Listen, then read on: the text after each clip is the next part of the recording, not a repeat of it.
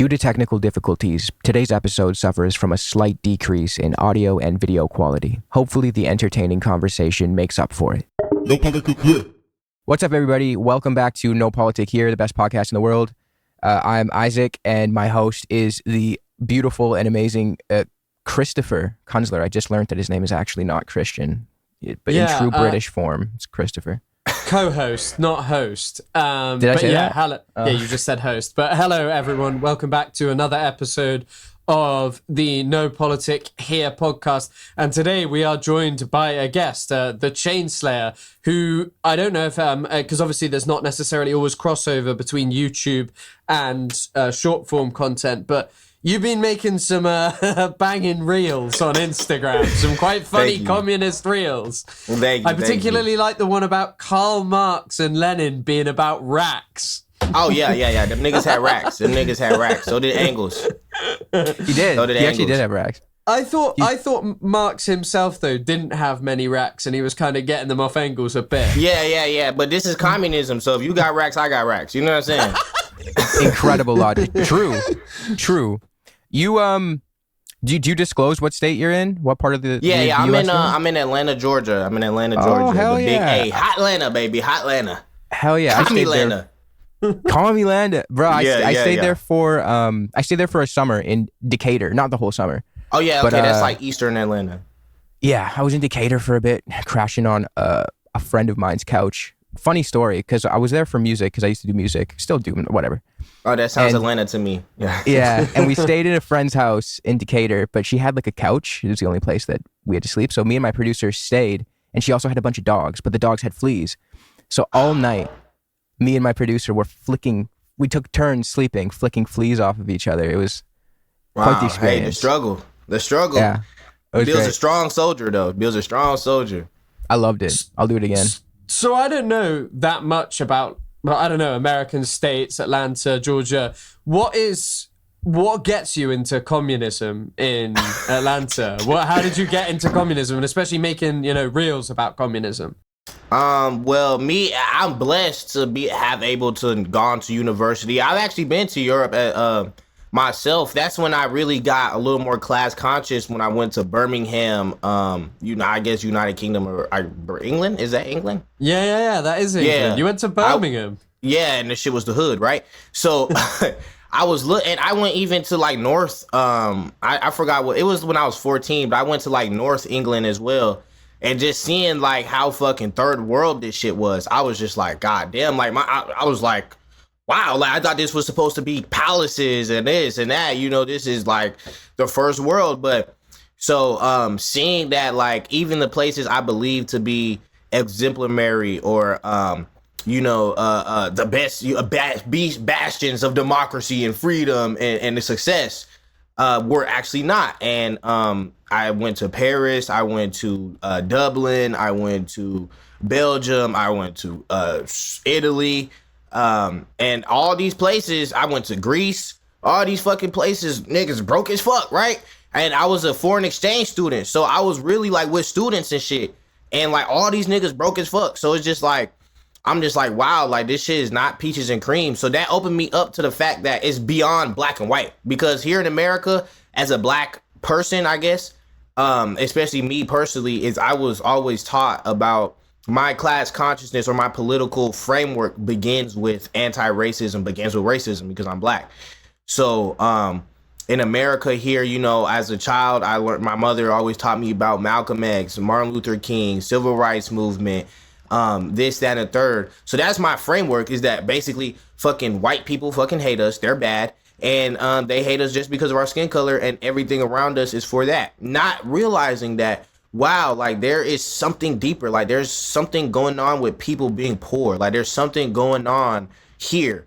And again, when I first, as a child, I was raised in Denver, Colorado. So I was kind of bourgeois. I had bourgeois. But my mom lost her job, and that's how we ended up in Atlanta. And then all bourgeois shit just went out the window, because now a nigga, gotta stay in hotels. Now a nigga gotta do this. Now a nigga gotta do that. So it really showed me like struggle, and it showed me like there's something here. Like it just did not make sense to me. A lot of shit in my life It did not make sense to me, and I got confronted with the contradictions of the system globally and domestically. And from there, I was able to go to college, and then I started reading about the Panthers.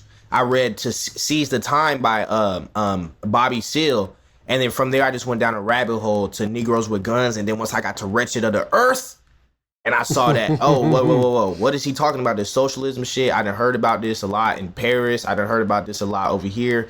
Let me like really dive into it. And then from there, it just all made sense to me. And I read Das Kapital. I read German Ideology. I done read over 200 goddamn books. So I just got down the rabbit hole, and it just started making so much sense to me that I had no other fucking, like, it just made no sense to me that this is not how we're living. So I would really say a lot of black people get into communism though through researching the Black Panther Party. You know, long story short, sorry. That was really interesting. Something I've been thinking about a lot though. Right now, there's quite a lot of revolutionary potential around Palestine. Like a lot of young people and older people waking up. And the reason I bring it up, and the thing I've been thinking about so much recently, is these people who are like channeling, you know, revolutionary sentiments away into conspiracy theories about Jewish people, tricking people into thinking that Israel is what made America bad, what made America go to war with Iran. And I've really been thinking about that because so many people on the left are like kind of a bit quick to dismiss, like, you know, some of these anti-Semites who are being better on Palestine. But what I feel like people are kind of missing is these people are distracting people away from what actually matters and what Palestine can lead you to. Because actually, myself, when I was younger, it was reading about Palestine that really opened me up to the world, because I was like, how can this be happening? How can such a like gross human rights abuse of effectively just an apartheid system be going on? And I've barely heard about it throughout my life. Like, I've heard the words Israel and Palestine, but I never knew Zionism until some kid in the year above was like, oh, we studied a bit about Zionism in school. I was like, what's that? I want to know about that. Yeah. And I just can't stop. That's something that I've been thinking about so much, like, you know, kind of what you're talking about, how like Fanon and stuff opened you up to the world. I worry that like some of these people like Tucker Carlson, you know, Tucker Carlson's interviewing good people. He's talking to good people. But the problem is what he sells is America is good, Israel is bad, and he doesn't tell you about like the, you know, the truth of it. Yeah. Well, what I always say to things of that nature is this: we are in such an advanced and evolved state of the system where it has adapted to us just rapidly and in a layered and nuanced way, so that they know that you may see Palestine and that may bring you to some humanity. They know that you may see a movie that talks about uniting and it brings you to humanity. You may read a book. You may do this. You may do that. Black Lives Matter. You know what I'm saying? There's so many things that open up people's eyes. But this is why we have the Democratic Party. And this is why we have the Republican Party. This is why we have these fake ass political bourgeois parties to capture your energy and redirect them. They never want your energy to go into revolutionary fervor. They never want your energy to go into class consciousness revolutionary fervor, to be specific. So this is why, even though Tucker Carlson got fired off of Fox News, they'll let him have the largest platform. They'll let him fucking talk to all the niggas that are saying good things about anti-Zionism and pointing to the real truth. And they want him to redirect. They want people of that nature to redirect. This is why the algorithm feeds it. It's not by accident at all. All these niggas are in goddamn cahoots. You see all the tech owners of every major platform you see, they all at Donald Trump's tables. They all know Benjamin Netanyahu on goddamn speed dial. So at the end of the day, this war shit makes a lot of money. And if you whatever you have, whether it's a platform or this, if you're gonna fuck up you're not gonna fuck up our war money. That's not what's gonna happen. Because ain't nobody's going to hear you. Nobody's going to see you. And we just might get you gone. And as simple as that. So just to simply say, it's hegemony. It's hegemony. The system, there's a base, and then there's a superstructure. The base is your economic mode of production, capitalism. And then you have your laws, your media, your this, your that, your schools. Everything else is built on top of that. And it serves to reinforce the base. Yeah. Yeah, to touch on what you said about Fred Hampton, I feel like he's a perfect example of someone who actually unlocked that class consciousness at a very young age and was a formidable force in uniting a lot of people, like the Rainbow Coalitions and things like that. And, it kind of clicks why he was assassinated at such a young age, in such a vulnerable 21. state, in his bed, sleeping in his bed. And it's like he presented a genuine challenge to the status quo at such a young age. And he set so many people on the course of genuine class consciousness and understanding of said superstructure that the powers that be made the call. They said, take him out at 21, right? Yeah. Straight up took him out too, drugged him in his sleep.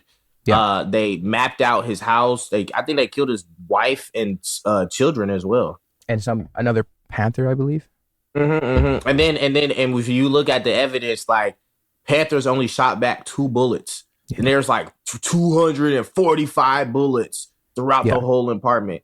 So and it's just and that's one of the like scariest stories, but it's just so stark how just straight up they are with it. Like, we'll fucking murder you.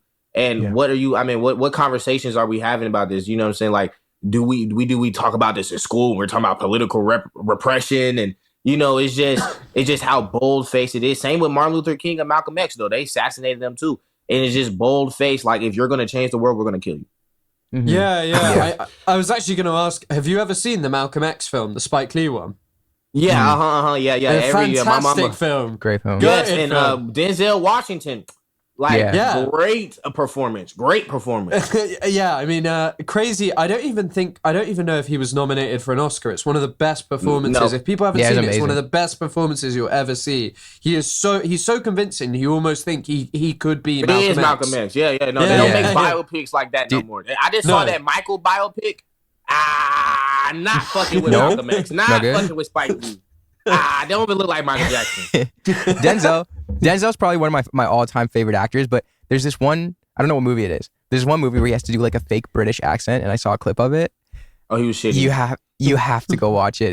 It's so funny, dude, because it's just so obvious that he doesn't speak with a I like accent. Denzel Washington. I wouldn't say he's my favorite actor just because I feel like Denzel Washington in most movies is Denzel Washington. You see what I'm saying? Like, he's just Denzel.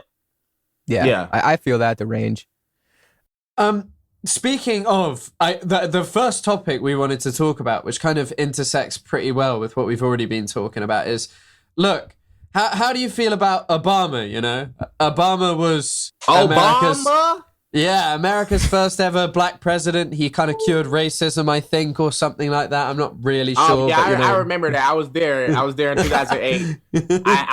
My auntie was sick of racism. I was being disease ridden by racism. Obama came and he just wiped it all away, as well as all of our bank accounts. But Obama. See, what's really bad about Obama. And I see this like now, I was very young during 2008, but I see this now. It's like there could have been a revolution. There definitely would have been a revolution or some drastic change. Like, that's the whole reason why people was even vote for a nigga in the first place. Let's be real. Because they thought he would bring drastic change. They thought this 2008 shit is never, we don't ever want it to happen again.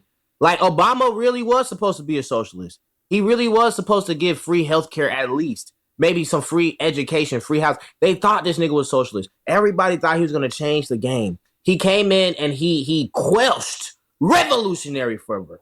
God damn it. He quelched a great opportunity for change because in the stock market crash, a lot of people became class conscious. A lot of people got to the source of it all. And that speaks to what, like we were talking about earlier, is they will misdirect you. They will co-opt you, assimilate you, appropriate your struggle so that it does not take down the base, does not take down capitalism. So yes, they'll allow a black nigga to run things if that stops y'all from revolting. Here the fuck y'all go. I mean, I remember when Obama got elected, I was remarkably young. Like, I think I was in elementary school. But all I just remember was thinking, okay, America, history of racism, black president. My family also thought, oh, cool. We don't really know his policies. Black dude in America. That's cool. We like that he's winning. And that I guess, like you said, there's revolutionary potential in that, because it is revolutionary to see someone hitherto, or from a group hitherto so discriminated against, rise up and assume the presidency. That's an incredible feat. Mm-hmm. But like you said, the Democratic Party as a whole, and Obama is, a component of that. The Democratic Party as a whole just serves to just squash any revolutionary potential, and it's still happening today in the exact same way. Yeah. Like Obama, to this day, you see him with Zohran Mamdani, singing to kids and stuff. Like Zohran, I will say, I fell for it very, very, for a little bit. I fell for it. I was like, okay, is this a guy who's genuinely going to bring about some, I wouldn't say revolutionary change, but genuinely progressive reforms? Maybe he is. And that's not to say that he isn't and he's not going to do that. But that is to say he has very quickly undermined my expectations for him. Just as soon as he achieved power, he kept Tish, the Zionist police lady, police commissioner. He's doing meetings with Obama. It's interesting because over on Twitter, you'll see a lot of people giving the YouTuber ContraPoints shit for her collaboration with Hillary Clinton. And that's warranted. Fuck Hillary Clinton. But then you'll see Zohran doing, a meet and greet, a little event with Obama, and the energy isn't the same when it should be. It should warrant the same response. Yep. My favorite thing about the Zohran thing is, in 2013, Zohran tweeted, "Hasn't Obama shown that the lesser evil is still pretty damn evil?" Which is pretty crazy to watch him now. And look, I mean, I don't know what you think about this, because obviously the whole kind of message of the DSA, and we've met people we've had James Ray, who's great. James Gets Political, he does DSA stuff, and he's great. He's really pro-Palestine, really left-wing. And I saw someone making the argument, Zohran is paving the way for, more left-wing people to be normalized, to get into power, and he'll succeed in power. And, he is delivering on things things that actually matter to people who live in New York. But ultimately, it's just this thing of, I don't know, meeting with Obama is tough for me. It's a tough pill to swallow, See, the way, I knew this was some bullshit once I read that this nigga's dad is a fucking Marxist professor or something. Same with Kamala Harris. These people, bro, they know, they are probably more than me and you on some shit. They literally know Marxism. They know socialism. This nigga Zohran Mamdani knows what social democracy does. These are not foolish people. They know exactly what the fuck is going on. So soon as Zohran Mamdani got in that bitch and you not struggling, mind you, socialism is about struggle. If you gotta disrupt. If you're gonna be a socialist mayor, you damn near gonna be all right, if they don't shut this power, if they don't make this power bill fucking 1 cent, we're shutting off the power. That's what you have to do. We're not okay. If they won't let me fire this police commissioner, then nigga, fuck the police. Fuck, here's some guns, y'all. Y'all the police. Y'all are the police. This is struggle. You're supposed to be against the system at all points. You're supposed to destroy capitalism. This is socialism. Socialism is not, they should be terrified. That's why they're terrified. It just pisses me off so bad, because you'll see on the news, this fucking communist, oh my God, these fucking socialists. And it's Obama.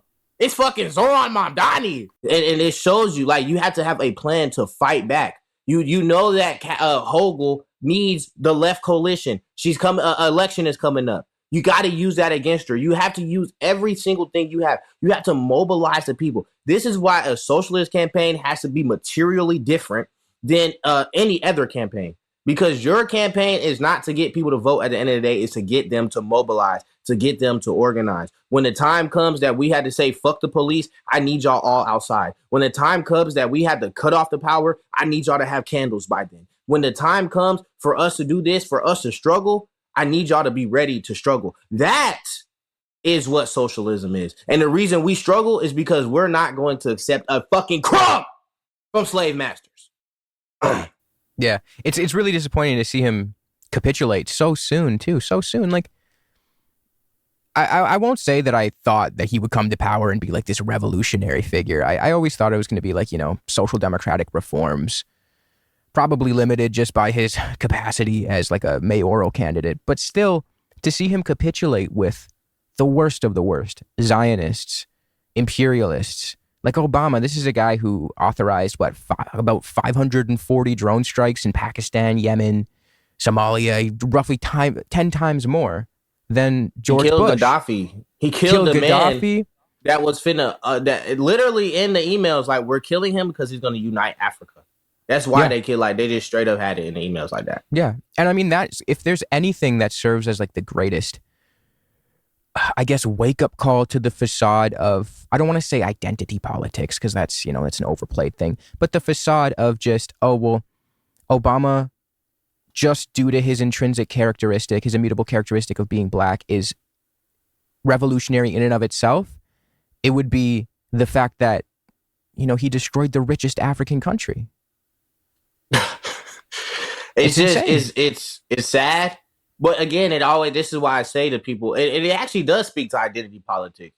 It does speak to a lot because they gave us this identity, black, right? The white is the absence of race, black is a presence of it. And when you become a bourgeois of any race, whether it is even in a colonialized state, if you become a compadre bourgeois, right? If you become the person that runs the colony for the British, if you become the person in power, it removes that identity for you and replaces you with a new identity. And this new identity is one of power, is one of representation of power. So that is what the president does at the end of the day. They don't represent us. They represent Lockheed Martin. They represent Raytheon. They represent the S&P 500. And that's their job, whether black, white, Mexican, don't fucking matter. Your job is to represent the S&P 500. So this is why ever since Reagan, before Reagan, I'm just going to focus on Reagan. Ever since Reagan, every fucking president has been a different shade of Reagan. Obama is just a black Reagan. And this is the point. There's even the saying that Reaganism came before Reagan because Carter, he started implementing a lot of those neoliberal policies. Yeah, he did. Before Reagan. Yeah. And it's kind of crazy because obviously, thinking about identity politics, obviously Reagan comes to power at the same time as Britain's first female prime minister and the first major female leader in the Western Bloc, Margaret Thatcher, who is, Margaret Thatcher is actually subjected to quite a lot of misogyny. Like when she, during her career, they constantly ask her about what are you going to do? Like, why you do kitchen table economics? Like when you're outside of power, how is it being managing your household and being a woman with power and all of this shit? But obviously, it doesn't matter that Margaret Thatcher was a woman. She was just a neoliberal piece of shit. You were talking about the degradation of Northern England. Like Margaret Thatcher played such a big role in that. They stripped the state, sold everything off, and didn't invest it in anything. They just frittered away the money really stupidly. They did this thing where you could buy your council house for a reduced amount of money, like government provided housing. Yeah. And they got loads of money for it. But the thing is that most of those houses ended up in the hands of private landlords. Well, not most, but a really high percentage. Really quickly, private landlords got all of those houses. It pushed rents up. And ever since then, Britain has been contending with this problem that no one has. Especially London as well. Yeah. Especially places like London. Or to be honest, it's all over the UK. The UK is so expensive for what it is. It's an increasingly I shit heard country. this was all to fight fucking inflation. What they were doing? Reagan, Thatcher? Margaret, Margaret. I know that when Margaret came in, at least inflation was super high. That was her thing. I'm doing everything to fight inflation. Yeah. Reagan too. She got quite lucky that it was I think it's called the Winter of Discontent, really bad economic issues, huge strikes in the UK, and she comes in and breaks all of that basically and manages. And she gets lucky with other things like the Falklands right now. The Falkland Islands. Yeah. And which might actually happen again. I don't know if either of you have seen this. I saw that. The US is saying that that they potentially might review whether Britain has a claim to the Falklands, which is just crazy. I mean, it's crazy. it's crazy because it's one of the few things that Britain has that is not like some settler colony that I we was just about to say ethnically that. cleansed. Yeah. It's the unusual. niggas over there is British. Yeah, it's really unusual. Didn't Britain install those settlers originally? Yeah. Britain installed those settlers, and it was about. It's still part of colonialism, but the whole. That's what I was just doing a lot of research. Is like the whole United Kingdom is one big colonial project. Like even British people were colonized by Normans and then like fucking slaughtered and like sent back to Wales. Like the Welsh people are actually like British.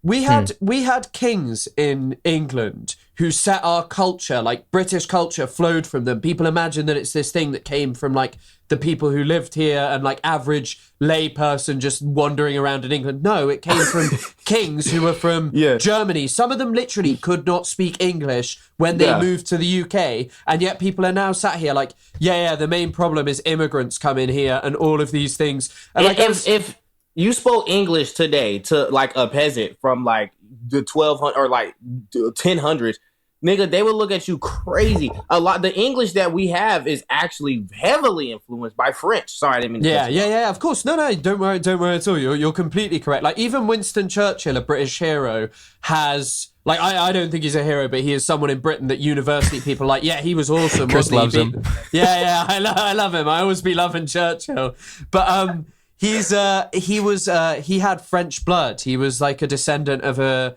Huguenot, which are like these French Protestants that came over to the UK. So there's kind of like this, I don't know, with the UK, there's like this crazy thing of it is made up by, constant invasions, the movement of people here. And I was like having this debate with some like guy who was just incredibly fucking racist. And he kept saying to me, of course, have you heard of Sparkhill, Birmingham, where there's like huge amounts of Muslims there? They all marry their cousins. And I was like, marrying your cousin is not a good practice, but you can stop it's a people doing European that. pastime. Yeah. Brother, Yeah. That's what I'm I said to him. Italian. My Italian. You know how many Italian family members I know through the freaking grapevine that are married to like their cousins? Like I'll go meet a long lost relative who's like a third freaking cousin or whatever, and then my parents would be like, "Yeah, like they're married to their cousin." Like, Yeah. Alabama? Did we forget about Alabama? Yeah. Y'all have so much to say about all these other people. Y'all just don't ever look inwards though. That's the damn problem. And that's the with a lot of people. That's the thing that I also think is so important that a lot of people need to reckon with, and one of the things that is pushed on us. And actually, you mentioned Mamdani's dad. One of Mamdani's dad's main arguments is that nation states shouldn't exist because the state, the political entity, should serve all of its citizens rather than the nation, the people, because states we live in a globalized world. States shouldn't be serving a specific national majority. They need to be states of all of their people. And it's like an argument that I constantly make, because when people are like, oh, well, why are you so focused on Israel? What about X, Y, Z state, Jordan, whatever, that treats certain people badly? It's like, that sucks. That should change too. That has to change. And all Israel... Oh, sorry, go. I just had that conversation with somebody in my shit. Because there's this thing with black people going on, like the FBA or something like that, where they're saying that Native Americans aren't real. Black people are the first Native Americans. Just some revisionist nonsense. And this nigga came in my DMs and he was like, yeah, you got all this smoke for everybody else, but you don't got smoke for this and that. And he was basically trying to say, like, I'm just out here spitting the wrong history. I'm out here defending black Mexicans and Native Americans. And I'm out here calling for liberation for all, where I just need to be focused on my people. And I told him that, see, that's the problem, is that if oppression can happen to one group, it can happen to you.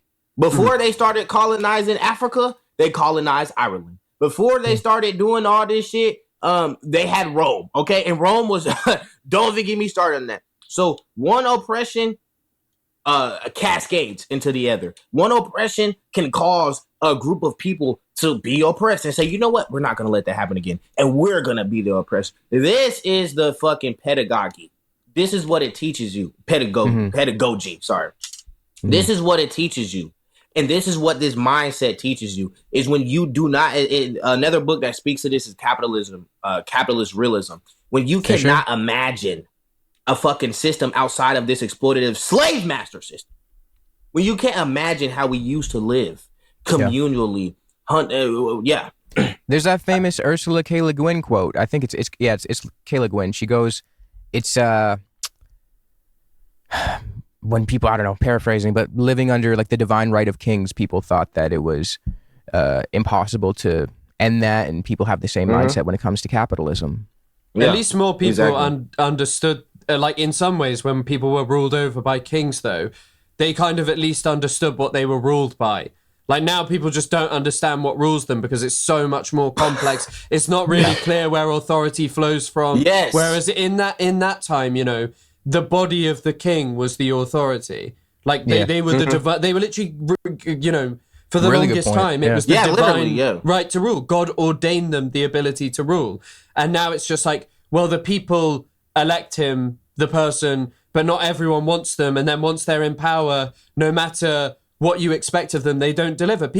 A lot of people who voted for Trump voted for, you know, mass deportations, no more foreign wars, ending like wokeness. And obviously he failed categorically in that. And now that I believe they were talking about how they're going to have to bring over, that they're talking about, you know, not doing as many mass deportations because the economy can't take it. Like you need immigrants.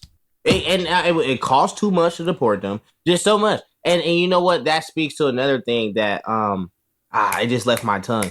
Oh, yes. See, with all peoples, especially when we were talking about feudalism, feudalism greatly changed things because you used to be tied to land, right? You used to be not tied to money or a job or anything. You used to be tied to your land. Like they couldn't just pick you up off your land as a peasant and kick you off. That was like your land. And what capitalism does is removes that. You're now like everybody's propertyless. Like you used to have land and I'm from this side of this place. I'm from this village. This is my land. Now everybody is landless. And then from there, and this is why I say to people, we don't know how to survive. So we used to be able to survive. No government. No kingdom. The kingdom falls. I still live my life. I don't give a fuck who really rules me. It didn't matter who your lord was. It didn't matter. The lords was getting dying and did all this shit. I don't give a fuck because nigga, I farm still. I still got my grain. I can still survive without the system. Now we have no inclination of even how to survive without capitalism because we don't grow our food. We don't hunt our food. We don't have any like real world, like survival, like human shit going on anymore. And that is purposeful. That is alienation, alienating you from your life, alienating from your job, alienating you from others to keep you wrapped up in the system so that you don't see the truth. Yeah. I mean, it's like I've always liked this reading of, you know, Nazism versus communism. Why the Nazis couldn't fucking stand communism in a major part was because communism is basically this notion of nations don't really exist. We're actually all united as human beings all over the world. Whereas Nazism is like, no. You are a German. And that and like they believed in, you know, this constant racial struggle where Aryans would come out on the top and every other race would be fighting below, you know, the lower races at the bottom. It is. I mean, it is crazy. It's also crazy, first of all, how many people believed it back then, but also how many people still follow that kind of thinking. Maybe not to the extremity, but there definitely are a lot of people who follow the same shit, that their politics revolves entirely around punishing immigrants, minorities, and that is how they get their fun in politics, and that is all they care about. That's what they vote for. And all this time where people say, you know, people vote against their interests, poor people in America are voting against their interests when they vote for Trump. It keeps happening, over and over again. Are people really voting against their interests, or are they voting in favor of what the system offers to them? Are they voting in favor of what they think will please them and make them happy? And for a lot of people, punishing immigrants is just that, you know. No. That's why I said, wait. Hold on. Can I leave and then join real quick? My sister is calling me. I think she got an emergency. I literally just got a text. Okay, I'm sorry, comrades, bro. My goddamn sister, she okay? Had a damn baby. My damn sister just had a damn baby, bro. Oh, God. That's amazing, dude. Congrats. Don't apologize. That's fucking amazing. I can't believe we captured that moment. Lit.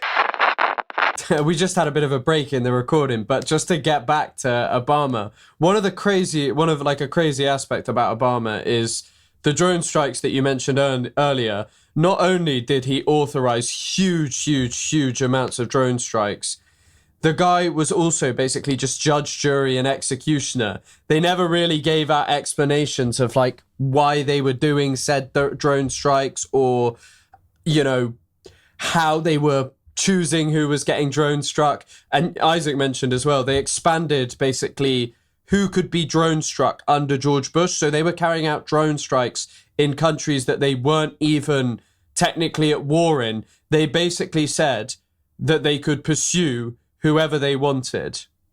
And war crimes is a pastime. You know what I say? That's what I always say all the time, is war crimes is a pastime. Like, we always sit here and like, why are they doing war crimes? How are they doing war? This is what they must do. If you want to keep getting Lay's potato chips, if you want to keep getting Coca-Cola, nigga, if you want your gas to be $2.30, whatever the fuck, nigga, you're going to have to deal with some children being blown up. You're going to have to deal with maybe your uncle, your cousin, your brother going to jail for no fucking reason. You're going to have to deal with bills being out the fucking ass, not being able to get healthcare. You're going to have to deal with all this shit.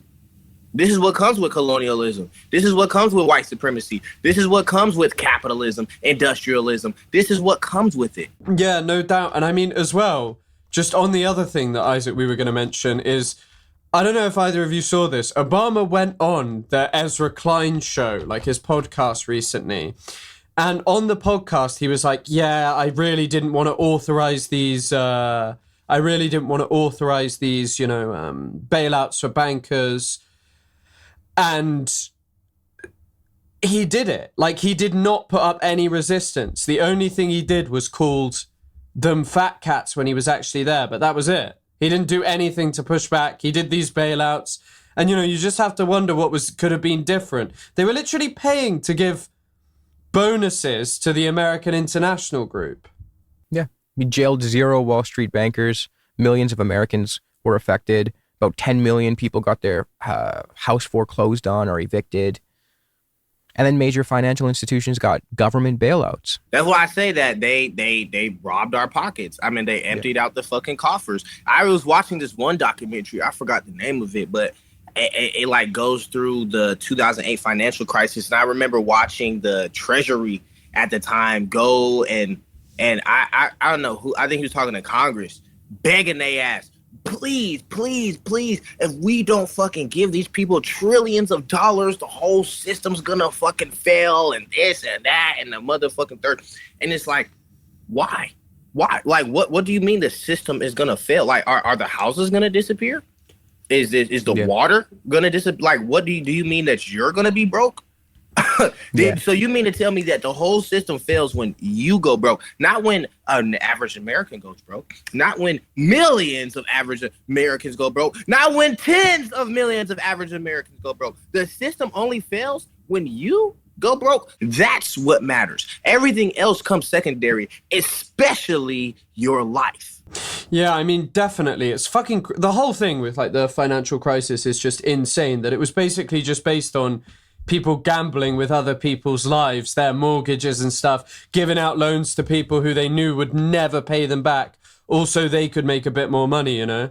And then after they fucking scammed them, they short the fucking market.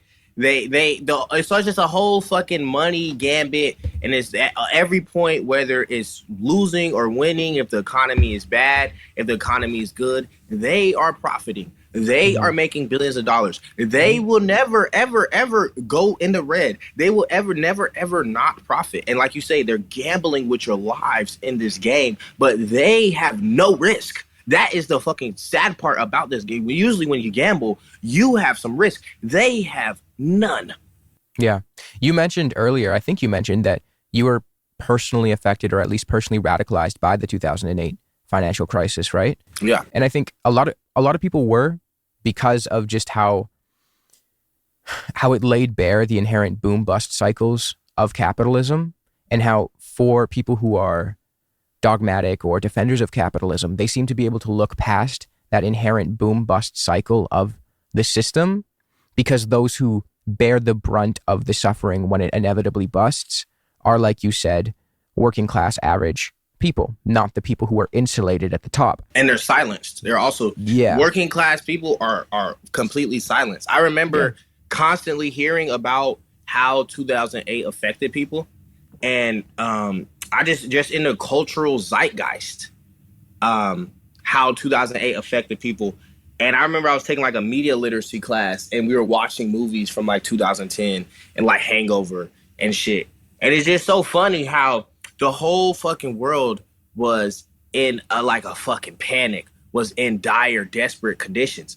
And all these damn movies coming out, it's, oh, happy go. All the music is, oh, I'm broke, but let me go party all night long. I just want to party all day. It's just like, they will silence you. They'll ignore you. We were getting completely ignored. This is why Donald Trump became president. Because the first time that people speak up was in 2016. 2016 was the first time that people could speak up, and they used that, and Donald Trump was that method of them speaking up, saying, I'm tired of being ignored. Shit is not happy-go-lucky. Just because Facebook is popping, just because we got Uber and all this shit. I know, because that's when I think about Obama, I think about Uber, I think about Facebook, I think about Instagram. That's the shit that got popping when he was president. That's what our lives really turned into, is the technology age. That's what I think about. I don't think about workers' lives getting better. Yeah. I don't think about healthcare.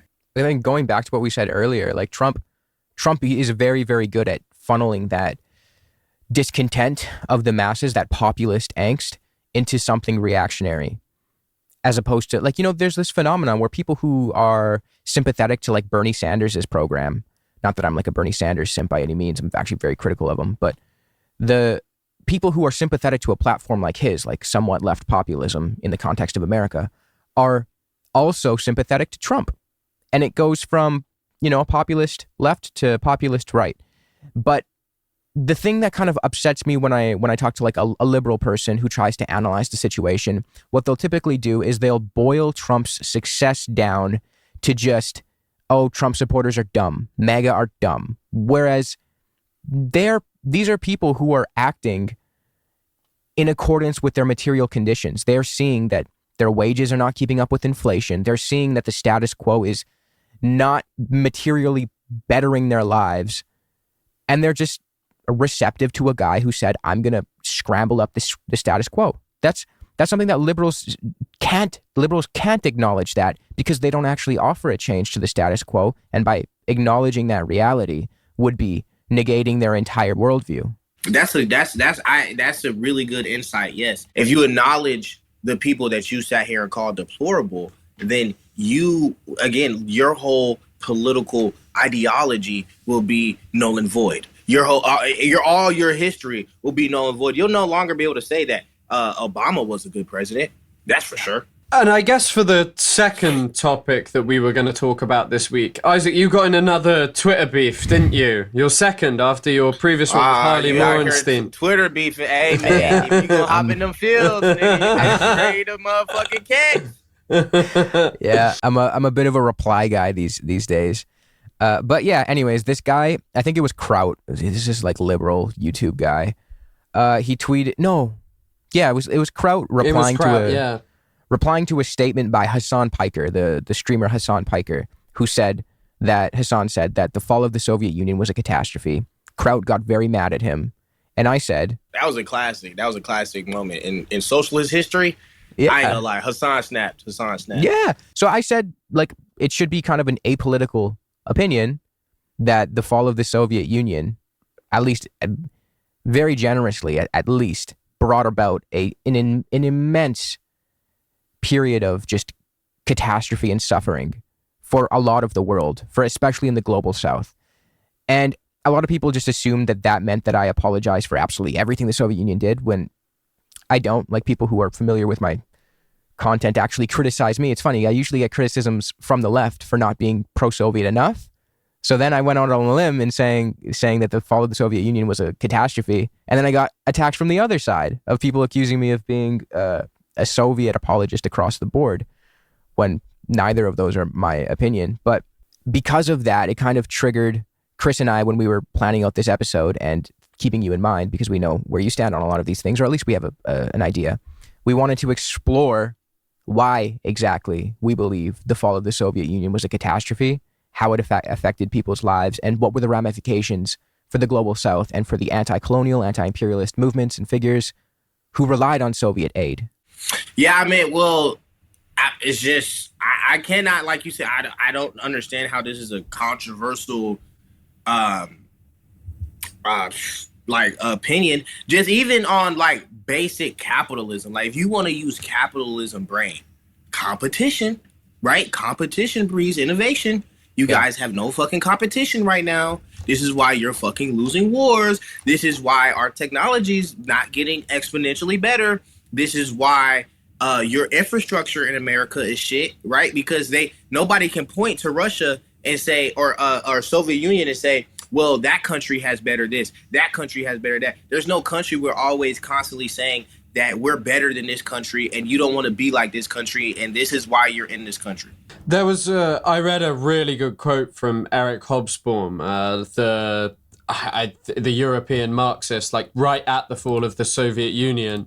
And he said, "The rich have stopped being scared. All that made Western democracy worth living for its people, social security, the welfare state, a high and rising income for its wage earners, and its natural consequence, diminution in social inequality of life chances, was the result of fear of the poor and the largest and best organized bloc of citizens in industrialized states. The workers' fear of an alternative that really existed and could really spread notably in the form of Soviet communism. Yeah. Fear of the system's own instability." It was, I don't know, I just like reading that because his thing was interesting. He was kind of like, oh, you know, the Soviet Union had not delivered on many things for many years. It had looked like it was going towards collapse, that it was struggling and faltering, that it couldn't deliver in many ways. But what he's kind of pointing to is that, like, look, this was something that altered how the West was. The West had to offer, you know, better standards of living because the Soviets existed, because there was this really existing thing, that had improved. Like, you know, there were, of course, huge consequences for a lot of people. The huge consequences. Like, a lot of people died as a result of, you know, these major revolutionary projects that tried to uplift huge amounts of people from straight out of, you know, peasantry, to a developed industrial society. And they, in many ways, they did. For a lot of people in Eastern Europe and Russia, that was the highest standard of living that they had ever experienced, and the jolt was so fast, you know. And you know what I think it comes down to too, is that Russia is white, quote unquote white. So, because there is a China today, right? And there is a China with high-speed railroad, and that is a communist country that has, you know, cheap healthcare, all these things. That is that competition to us that you can, but that literally can be pointed at today and say, these people are better than us, dang near. But the reason why that competition does not hit the same as the Soviet Union is because we have orientalized the Asia. So even say this is, and the way I look at it is like the same way we look at Japan. You see some fucking technology in Japan, some nigga will make a video on it. Oh, Japan, the whole Japanese, their showers fucking bring down mint tea water. It's just, Japan is so cool. Japan is just this, Japan is that. Yeah. It's Orientalization. Is this people are different from me. These people do different things from me. I would never do this here in America. This is just a different place. So that is why we don't look at China the same way we look at the Soviet Union, even though they have the same kind of sort of position within the global hegemon. But as well as the Soviet Union was much more antagonistic against the West. And to have a true antagonist to say that, no, not only do we not only are we not living the way you do, we don't fuck with you. We don't fuck with you. Like, and anywhere we go, we're not gonna fuck with you. Like, don't talk to us. Don't talk about us. Like, the people that we have, they don't fuck with you. And that's a whole other, that's really why the West fucking hated them. Because it's not only do they live differently? Not only can I not extract profit from them, but they don't fuck with me. And they're supposed to be me. They're white. I tell people white supremacy, white this, white that. So how am I supposed to uphold this system of fucking racism and eugenics and hierarchy and all this when there is another place that does not have any of this, doesn't believe in any of this, and they look just like me? Yeah. Well, also, I agree with a lot of what you said, especially the part of, obviously, the markets within the communist countries have been closed off to capital penetration. So that is, like, I think, first and foremost, a very important thing.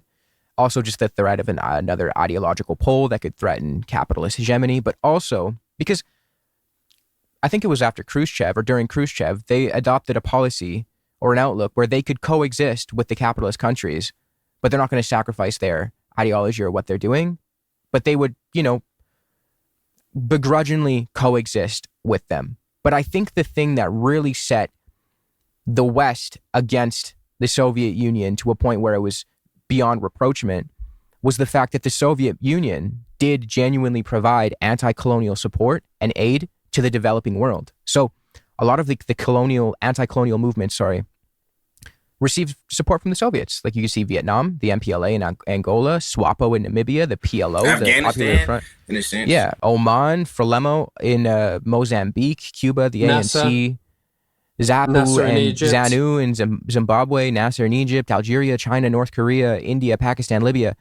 All of them received some form, either military or just aid, from the Soviet Union, and the model in which the Soviet Union delivered this aid to these struggling or developing it wasn't as exploitative. So a big difference was, like, say when the West would give a loan, they would enact like debt traps or some sort of interest repayment that necessitated and another thing they do is they literally don't allow you to build refineries. They don't allow you to build factories. I was gonna say, they don't allow you to build shit. Yeah, sorry, I didn't mean to cut you. Exactly. They want to, like, pretty much deindustrialize those countries, and they ask for their interest repaid in often currency, hard currency.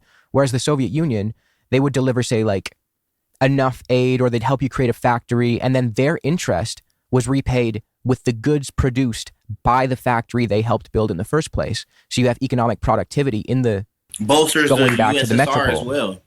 Exactly. So it was a completely different outlook on how to develop these countries. That's what the West understood as the threat to their hegemony in these countries, because the Soviet Union provided an alternative for these developing nations that the West couldn't offer, because their allegiance is first and foremost to capital. It's really interesting as well how loads of the people who kind of talk about how happy they are at the fall of the Soviet Union on the basis of, I don't know, the freedom that was given to countries in Eastern Europe, they're often the biggest proponents of the Western system that, since the collapse of the Soviet Union, has not changed and keeps hundreds of millions of people trapped under brutal authoritarian regimes because they serve our interests. Egypt is a country of 100 million people? We didn't give a shit when Egypt had a democratic revolution. They installed someone that they had chosen and voted for. When the UAE, our ally, did a coup there, we just let that happen. We did nothing. Obama's Secretary of State, John Kerry, to go back and link the two, literally praised Sisi, a dictator who 2 weeks later killed 1,000 of his own people, praised him for restoring democracy to Egypt. And I find that's why I find this all so like maddening and crazy. We kind of sit here and we have to listen to these same people who spend their time like advocating for this current system, the current status quo, and they're like, well, it could maybe be a little bit better, but also simultaneously support the end of the Soviet Union for apparent freedom that it brought. And then it's just all type of dumb shit. It's just all type of dumb shit. You ask a nigga from the Soviet Union who lived under the Soviet Union, is his life better now? So he gonna look at you fucking crazy.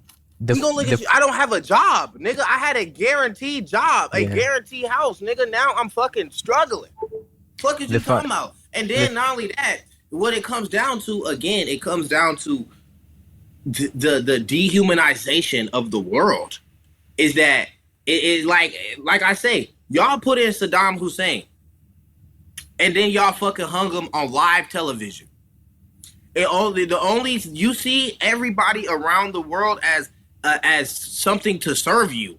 So even when your average American speaks, they don't speak about Iran like it's a country of 90 million people. They speak about it like it's an oil factory.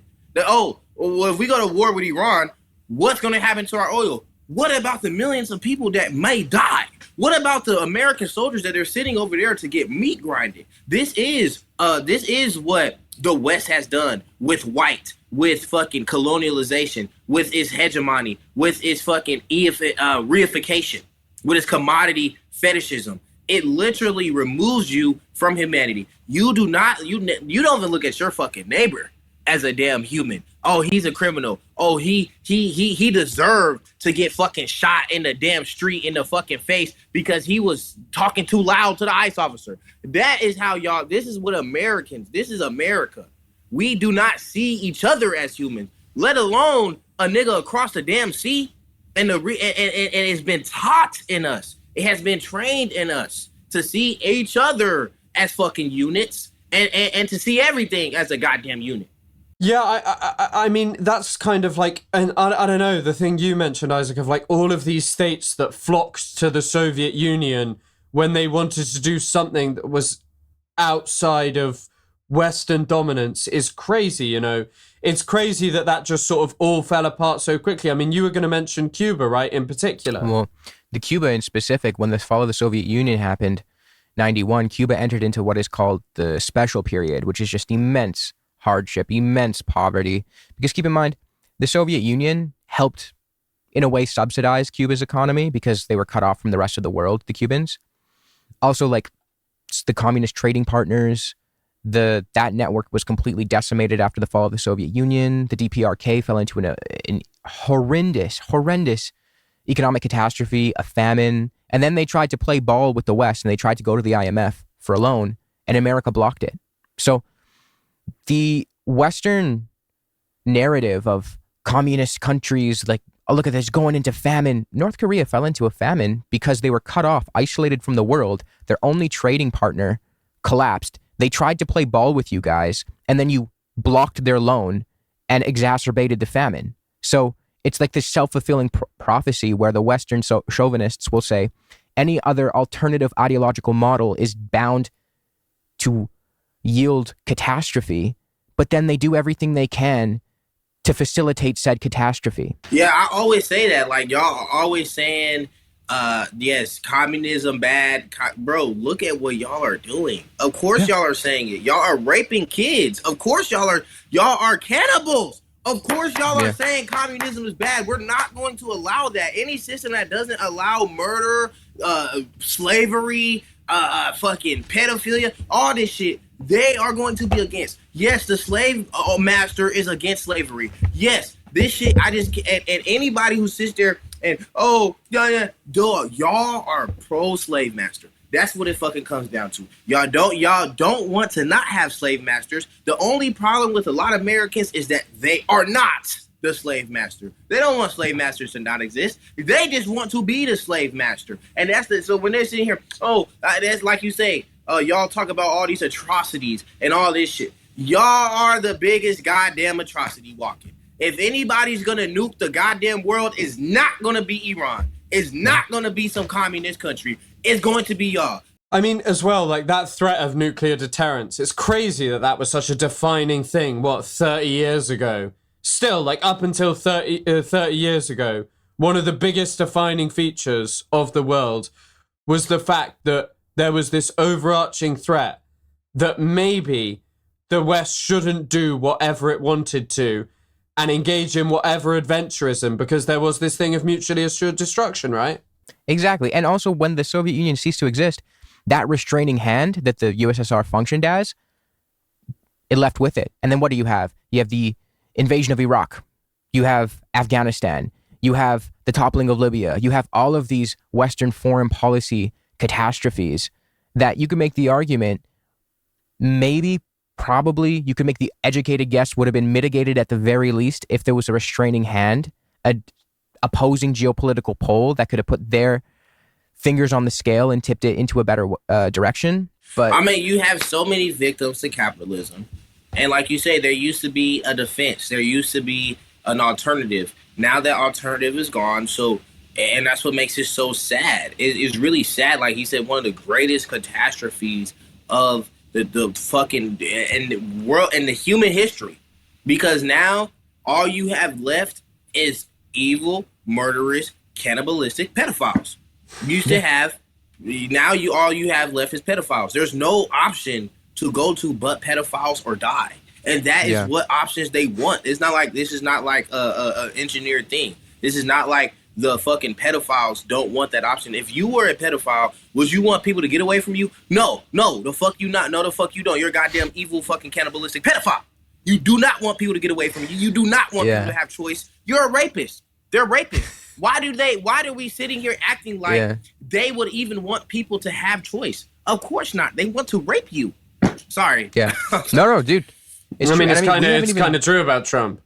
Yeah. No, it's true. Yes. Like, bro, they want to rape you. So why would we be sitting here like we're sitting here talking, like listening to rapists talk to us about choice? Fuck that. Yeah. I'm not gonna listen to no rapist talk to me about choice. Well, yeah. Like, I mean, we only have discussed so far the ramifications of like the disappearance of the Soviet Union on the developing world, which are catastrophic. They can only now rely on Western financial institutions for like predatory loans that come with these structural adjustment programs, completely decimate their economies. But also, the presence of Soviet Union extracted concessions from other Western democracies, like in the Nordic countries. They're social democracies precisely because the threat of communism was right around the corner. So you have these ramifications abroad, but we haven't even talked about the ramifications domestically in the countries that came after the dissolution of the Soviet Union. Neoliberalism, like you said, yes, has stripped away so many workers' rights. And even in Norway, you're seeing some of the social safety net being removed and shit. Like, you're seeing them trying to empty out the fucking coffers of They're the backsliding. Fund. Yeah. Sweden. So I mean, all these places, because like you say, it's not even just a threat of communism, but it's the presence of it. And knowing, like, people knowing, I don't have to deal with this shit. Yeah. I don't have to deal with this shit. Like, people now, I have to deal with this shit. Back in I don't have to deal with this shit, bro. There's communism. I don't have to deal with I could have a guaranteed job. All I have to do is vote. And that right there is scary. You don't want communist parties. You don't want, like, just communists running around. Like, this is not good for us. Like, they are the rapists. They are the pedophiles. Like, the people we're talking about now, all them niggas in Yale that fucking stumping their feet, hissing, or whatever they do, to Hassan, of course, these are baby imperialists. Of course, these are imperialists in training. Of course they're gonna be mad. All these fucking people in the goddamn Twitter comments, of course, y'all are imperialists. Y'all are on Twitter. We're all on, there is no Twitter without imperialism, buddy. Simple as that. So at the end of the day, these people want to sit here and talk about what's good. I don't listen to them. I don't listen to niggas that are rapists. I don't listen to colonizers. Okay, I listen to the colonized. Well, I was just gonna say, even domestically, like in the countries that came after the dissolution of the USSR, like poverty rates in Russia skyrocketed from about 30% to 30% in the 1980s to about 70 to 80% during the 90s. And then there was the deindustrialization that happened in those countries. Life expectancy in Russia alone fell from 69 years in 1990 to 64 and a half in 1994. And for males, it plunged to 58. And this contributed to the premature deaths of 3.4 million working class men. The shock therapy that was suddenly implemented, horrific ramifications for these countries, ethnic clashes that broke out because of, I wouldn't blame that entirely on the Soviet Union, but it exacerbated those underlying ethnic conflicts, specifically the one in Chechnya, which was like a direct response to the power vacuum that occurred in the dissolution of the USSR. So categorically, you could say this was a catastrophe. Hell yes, so many lives lost, and so many futures lost. And I mean, just look at Russia, Ukraine at war right now under communism. Yeah. Are they at war? No. It's just, I just don't even understand where they even come up with this shit. I don't even understand how they can sit here and try to rationalize this shit. Yes, of course it was a fucking catastrophe. Of course, now y'all get to bold. But see, this is what it is. It's not a catastrophe for them. It is not. Of course, they're not going to say it's a catastrophe. It's not they get to starve Cuba now. I wasn't able to starve Cuba. Now I get to fucking starve Cuba. Yeah. This is great for me. This is great for them. All these people who say, no, it was not a catastrophe. It wasn't for them. Yes, it was. You are an imperialist. You are a colonizer. You are a rapist. Of course you don't have a problem with rape. Of course you don't have a problem with colonization. Of course you don't have a problem with imperialization. Of course you do have a problem with niggas having guaranteed jobs. Of course you don't have a problem with ethnic clashes. Just Russia just becoming a fascist oligarchic state. Of course you don't have a damn problem with that. Of course. Yeah, I always find, like, that's just such an interesting point of it. Like, how is that not viewed? These same people who constantly go on and on about Russia and Ukraine, how do they not view that as like a tragedy that came as a result of the fall of the Soviet Union as well? And like the other parts of just all of this, just this thing of like, you know, they literally, this was pointed out as well by Hobsbawm, Keynes and Roosevelt, their way of saving capitalism after its crises of the 30s, the 40s, was basically to just have welfare and social security. They moved towards really left-wing socialist or more like kind of communist policies of having better social safety nets, getting rid of unemployment, and all of these things specifically to detail with discontent and crises that have been produced by, you know, capitalism at that point. And they pushed towards that because they knew that otherwise the appeal of communism in the Soviet Union would be too large. Exactly. But you see now that and this is where I always get into the complexity and the adaptation of capitalism, right? Because what did FDR say when he did his his programs, his federal programs, when the Green New Deal? He said the Green New Deal is the best thing I ever did for capitalists. He said I saved capitalism. John Maynard Keynes and FDR did what they did precisely to halt communism. They said, let's focus on the demand side so that we could fend off the threat of communism. They were anti-communist in their implementation of what we would now refer to as like social democratic policies. And exactly. And they didn't include black men, right? They didn't include women. So you had same with like the second wave feminism, like a bunch of white women got rights, black women no rights. Yeah. So you have this, how do you say, they're smart. They're smart. They know when that's what's really, that's what hits us now, right? Is we see all of this shit and we're like, why are they not giving us shit?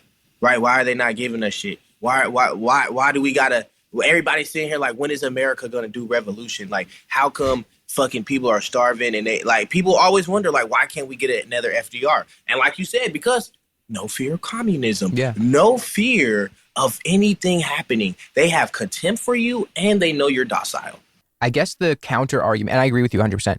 I guess the counter argument would be, well, what about China? Because China is a force, but my answer to that would be China, for all of the positive things you could say about it, doesn't really demonstrate an internationalist bend the way the Soviet Union did. China is more so, I think, predicated with trade maxing, trading with as many people as they possibly can.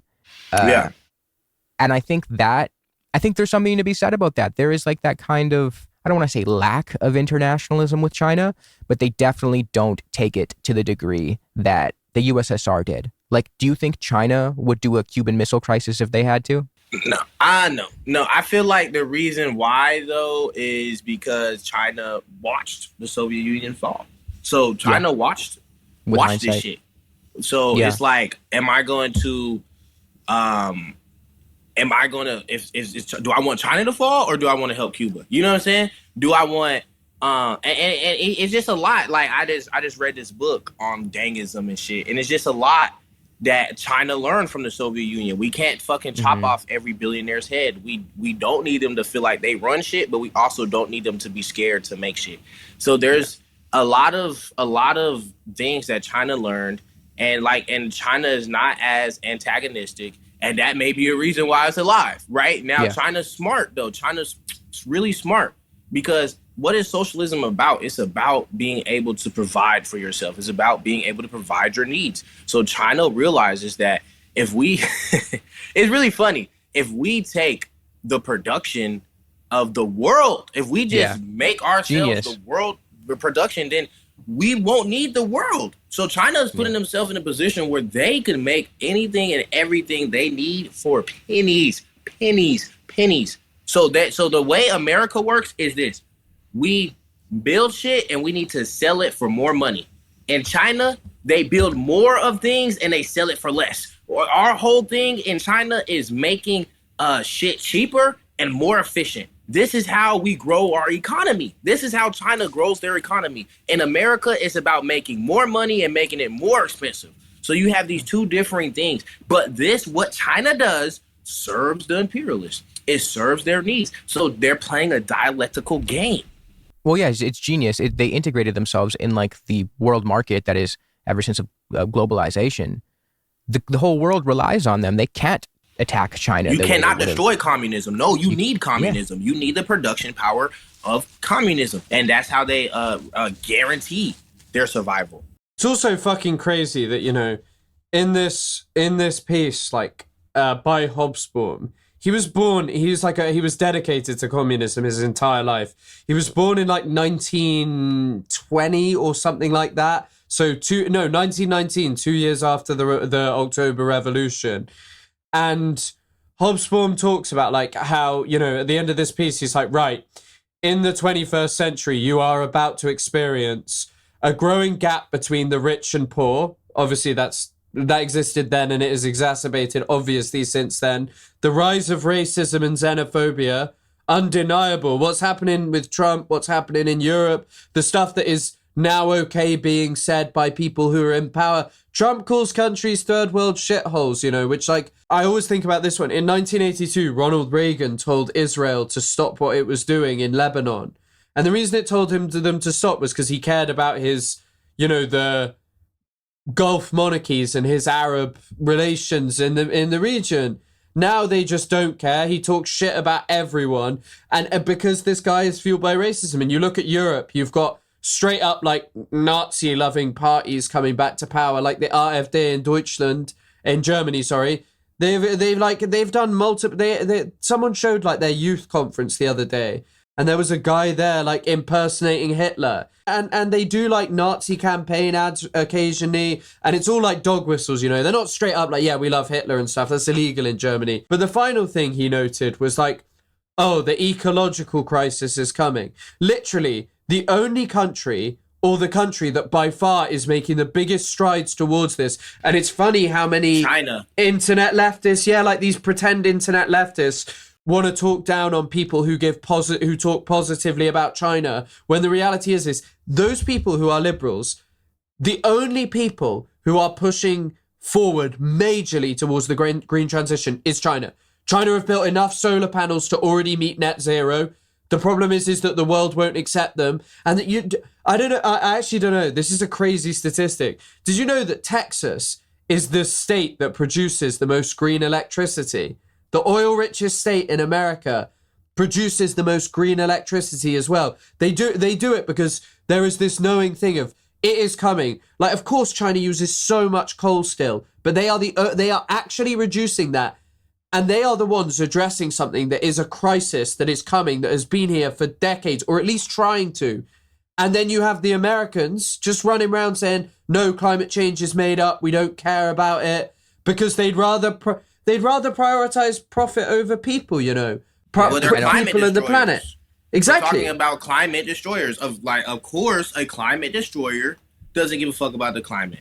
Of course, people, like you say, who give a fuck about oil, they don't care about lives. They don't give a damn about lives. They give a fuck about their life. And if their life is good, then they're okay. That's because they know something as well. And it's the same thing with how like people in Europe and America are reacting to the Strait of Hormuz stuff being closed. They're all worried about how it'll affect them.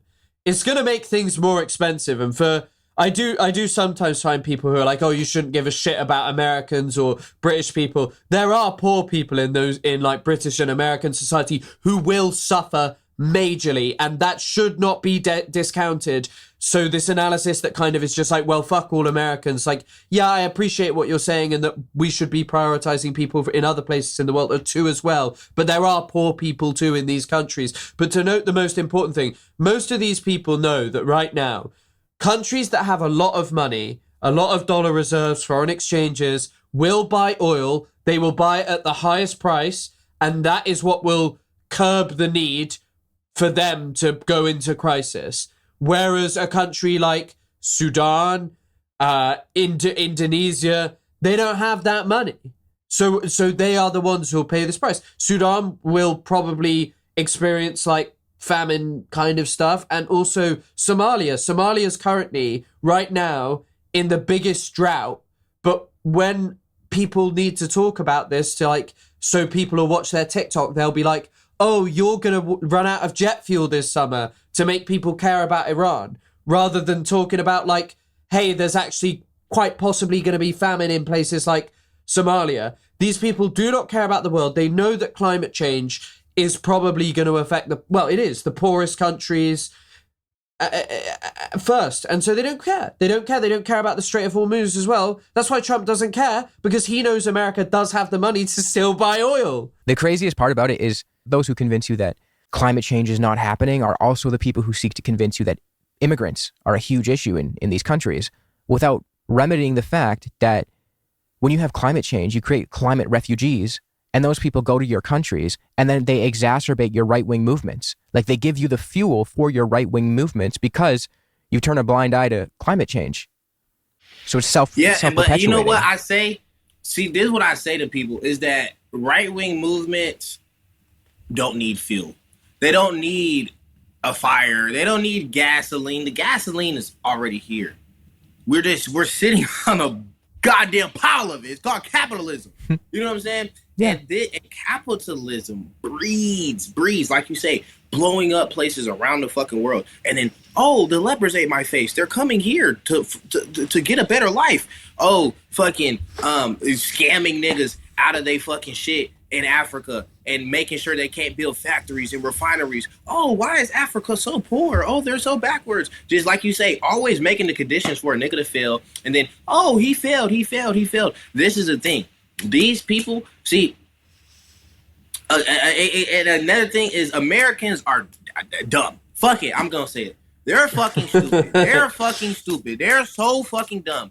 All they need is daddy. They just need daddy. They just need somebody to tell them what the fuck to do. And this is another thing I tell these communists, is y'all are doing too much talking about politics and not enough telling niggas what the fuck to do. You tell a nigga, hey, look, I'm setting up a table. I'm feeding people. You be there at 7 o'clock. The nigga is not going to say no. If you tell this nigga, hey, we need to feed people because of Iran and the fucking this and fucking that, he's going to tell you no.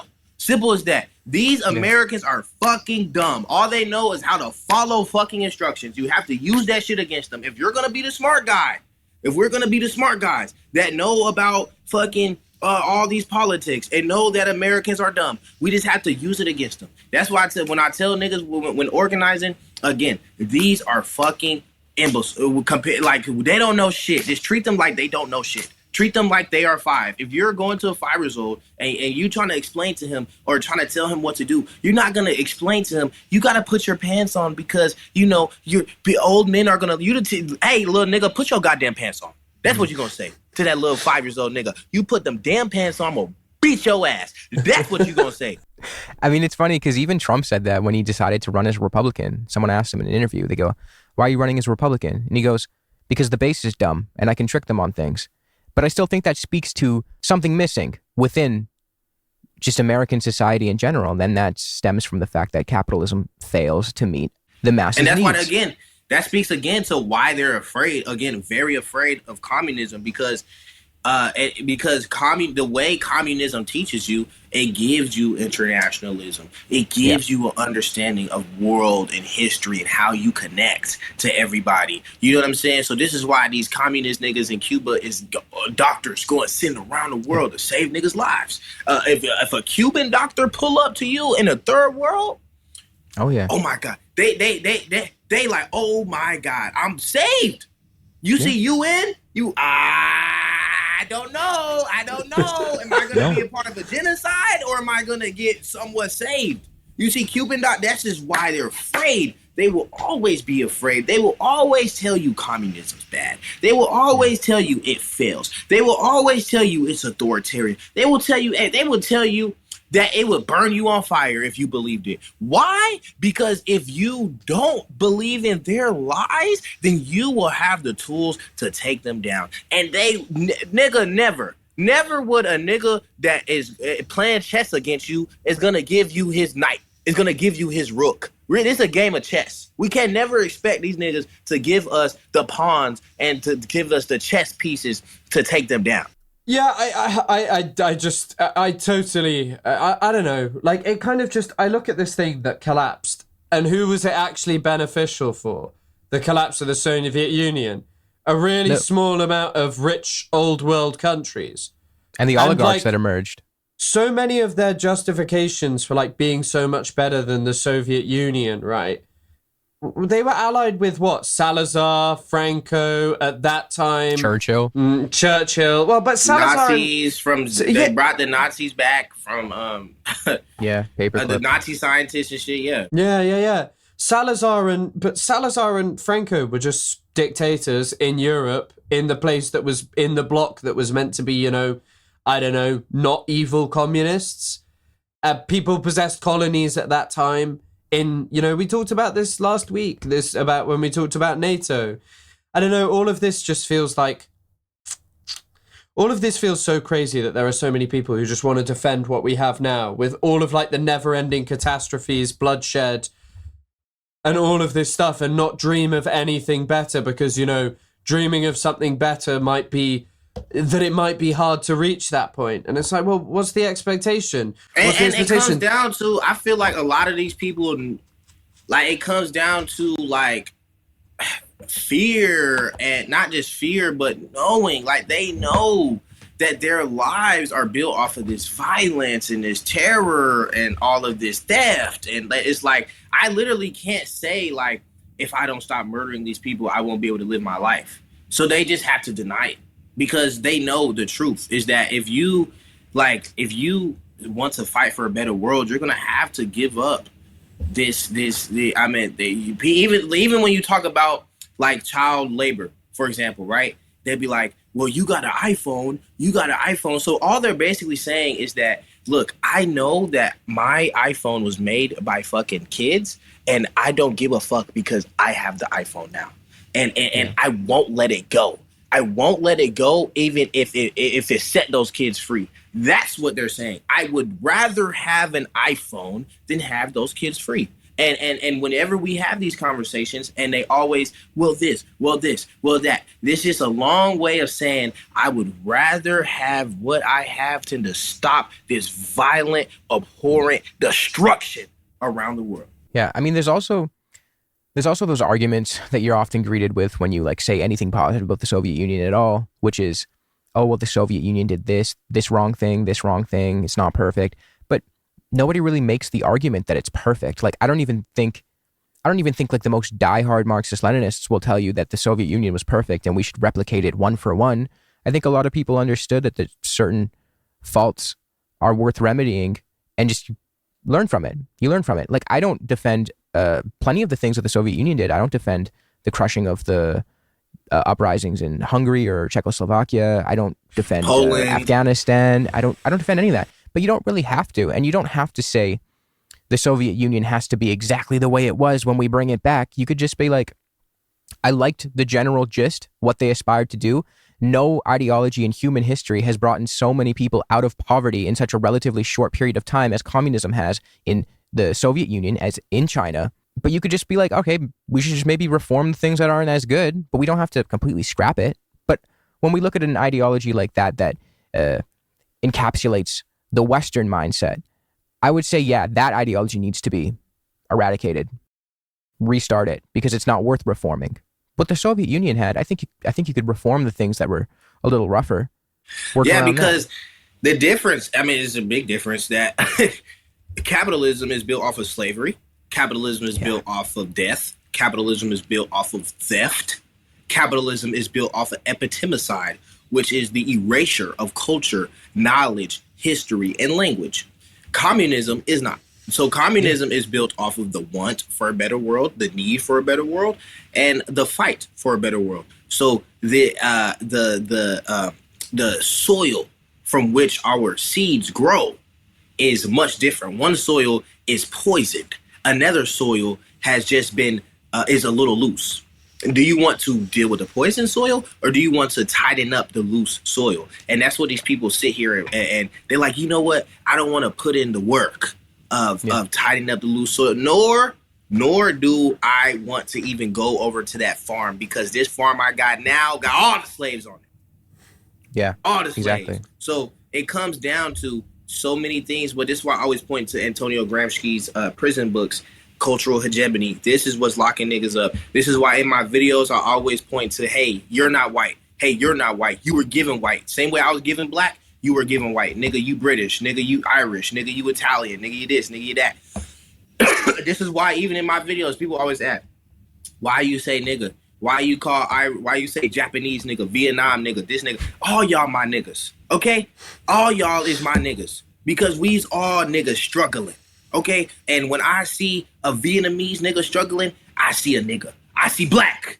I see struggle. I don't see nothing else but struggle. When I see a Irish nigga going through oppression and civil rights, I see struggle. And that's what people must understand, is that struggle comes in all forms, all shapes, all religions, all races, all anything. And that's what the communist is fighting against. He's fighting against oppression of all forms. And this is why it's hard for people to understand this. This is why it's hard for people to grasp communism, because you have been taught to be violent. You have been taught to be anti-human. You have been taught to fuck the environment. You have been taught that factories are how things are made. You have been taught an unnatural way of life. So a natural way of life, a humane way of life, seems so unnatural to you.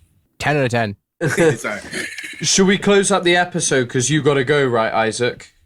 For sure. Very soon. Yeah, and I should. Yeah, sorry for my yeah, sorry about that. But next time, don't worry, man. Episodes y'all could always invite me on, and I won't have no calls next time. I got you. Hell yeah. I mean, yeah, you can't prevent becoming an uncle, right? Yeah, right. No, hey. There you go. Yeah, congratulations, man, again. And where can people find you? How can they find you? What social media platforms and stuff? Yeah, so I'm mainly on Instagram right now. Chainslayer9000. The way it's spelled is CHAINSL4 instead of A. It's a 4. YER 9000 on Instagram. So Chainslayer9000 on Instagram. Same thing on YouTube. I make music. I was gonna ask that. Fuck Masad. Yeah, I like the music part is getting fun though. I was gonna ask you, because that was like my job before I started YouTube. What are you like recording on? Are you on like? I record on BandLab. I do need help with that shit though. Let me know. We'll chop it up. I used to work with that shit. I used to work with BandLab. I used to like promote for them, but I use Logic. Okay. I just record on. I mean, shit is free, but but yeah, like I like the music part. I like the what I like about this content creating shit, and I like about like I guess my little niche I created is that I can like tap into everything. I can tap in, because I just be talking about the history of shit, and I just talk about shit, but I just always circle it back to class consciousness. And that's what's great about our politics, right? Is that in a debate, you know you're losing a debate when you got to keep switching up your goddamn argument. Oh no, a woman can't, or oh no, the lights are green because of this, or no, they're green because of that. No, when you're a communist, you always come back to the same exact point: capitalism. Whether it's a goddamn piano, whether it's goddamn mail, whether it's your mother, whether it's your father, whether it's this, whether it's that, we have the same answer for every fucking thing. Take this shit down. And that right there is why we're scary, because we ain't got I don't got nothing else to say to you but take the system down. Oh, your goddamn grandma is struggling. Oh, nigga, you struggling? Oh, no health care? Oh, your job paying you not shit? Oh, you sad? Oh, masculinity problems? Oh, this? Oh, that? Oh, that? Well, let me tell you where the fuck patriarchy came from, okay? Hell yeah. So, hell yeah. Man, you can find me on Instagram, anywhere, Chainslayer9000. I really appreciate y'all for having me on. I watch y'all all the time. Y'all are great. All of my fans are definitely gonna love this. They hit me up like, you gotta get on there. You gotta get on there. I was a little nervous to hit you up. Y'all goats. Y'all goats. No, dude. We'd love to do it again, bro. We'd love to do it again. Yeah, I really enjoyed this. I really did enjoy this. I gotta ask you before you go. Sorry, Chris. I gotta ask you. No. Favorite musicians. Top three. Favorite musicians, top 3. Yeah. J. Cole. Hell yeah. Playboy Cardi. Okay. And I know he's bourgeois, reactionary. And let me throw something y'all don't expect. Ooh, Adele. Adele. Go there. That's amazing. That's so funny. Hell yeah, bro. Well, again, thank you for coming on, and thank you guys for watching. We'll see you again next week. All right. Thank you to our patrons and producers: Storm Daughter, Clara Mayella, Cedar Down Under, Riker G, Jamo. Thank you to Mink Peterson, Soph, and Space. And Demon Lemon. And Demon Lemon, of course, as always. I want to ask Chris a question. Mm-hmm. Chris, how is my bloody accent, bruv? All I wanted to do was be British, man, and everyone mocks me.